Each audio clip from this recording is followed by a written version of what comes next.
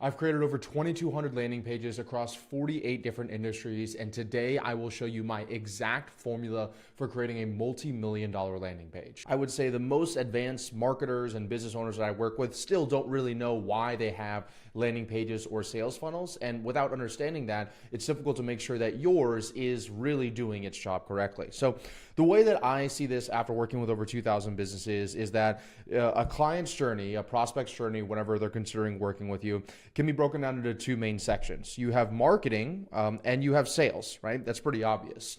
The thing that's not obvious is that most people think that marketing is just to generate interest. It's just to get a lead. It's just to get a name, email, phone number, and sales does the rest. So they think sales is doing 80 or 90% of the work and marketing is doing 10 or 20% of the work. Or maybe some of the more advanced people think it's 50-50. But in my experience, it's actually more 80% marketing and 20% sales. Now, I'm not going to go too deep on why this is right now, but a few of the main reasons is that marketing is going to be way more leverageable, right? I'm going to show you how to build a landing page in this video, and you can just build it one time and it can generate you tens of millions of dollars. Where if you wanted to scale your sales team, you got to go out there, find, recruit, train, onboard, hire, offboard, optimize, manage a sales team, which is a lot of work. So it's way easier to spend more time on the marketing side of things than it is on the sales side of things, especially if you can get a higher return on your time for less work, right? So on marketing, what we're trying to do here is we're trying to get, first of all, we want to identify the prospects. So we want to make sure we're getting the right people into the sales journey, right? We don't want to end up on a sales call with a bunch of people who aren't our ideal clients. If we're a personal trainer and we're getting a bunch of people who are already incredibly in shape, that's probably not what we want. That's probably not our ideal people. So marketing is supposed to make sure the right people are coming through the funnel. There also should be educating the people that are coming through the funnel, because education, especially in a business world and more specifically in a B2B world, is a really great way to do this next thing here, which is building trust. So if I teach you something, if you learn something new from me, then there's a really good chance you're going to trust me more. And you're going to say, well, if I learned this thing from him, what else can I learn from him? AKA, what else can I do to work with this person?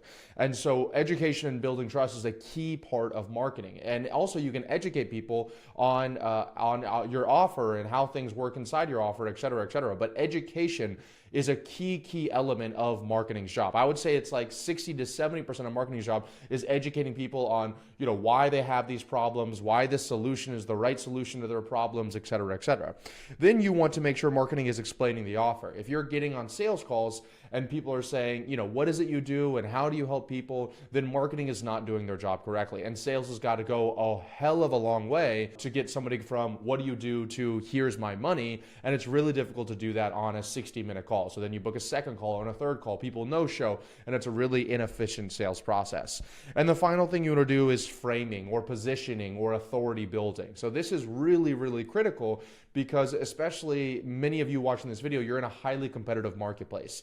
And if you don't do some kind of framing, then you're going to be commoditized, which means that someone's just going to see you the same way they see the other person that's selling the exact same thing that you are. And so you want to make sure you're framing them correctly to see you as the end all be all, the solution to all of their problems, the cream of the crop, the king of the category, whatever else it is. And I'm going to show you specific ways that you can do that in a moment, but framing is very important and probably one of the areas that I see people miss out the most. And there's different elements of framing, right?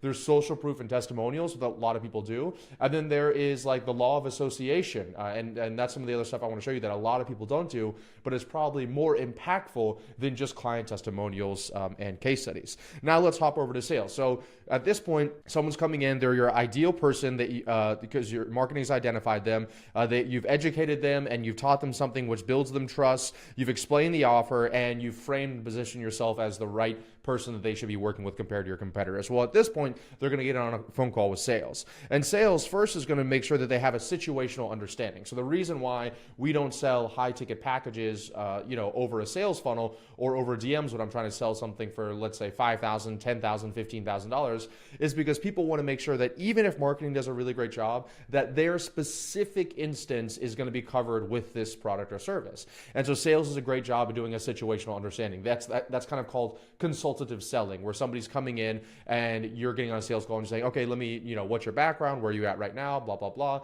And so they can feel like, okay, this is right for me. The second part of it is offer implication. So sure, in this one, you're explaining the offer and marketing, but in sales, you're going to go a little bit deeper. Okay, so you're coming in, you already have these things, which means we're going to do these things for you first and then these things for you next. So that's offer implications. What does this specific offer look like for your specific situation? And then finally, there is objection handling, a thing that we all know in sales. And this is where you get to the end of the call and they throw, I just send me a proposal. I want to think about it. It's too expensive, et cetera, et cetera.